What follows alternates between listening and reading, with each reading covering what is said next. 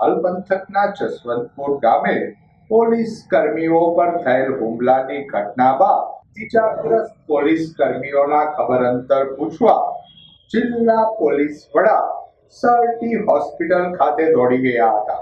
વિસાવદર બાલ પોલીસ મથકનો કાફલો પેટ્રોલિંગમાં હતો તે દરમિયાન મળેલ બાતમીના આધારે જસવંતપુર ગામે જુગાર અંગેની રેડ કરવા ગયેલ પોલીસ કર્મીઓ પર 4 મહિલા સહિત 19 ઇસમો દ્વારા હુમલો કરાયો હતો. હુમલાની ઘટનામાં વેળાવદર બાલ પોલીસ મથકના 3 પોલીસ કર્મીઓને ઈજા થવા પામી હતી.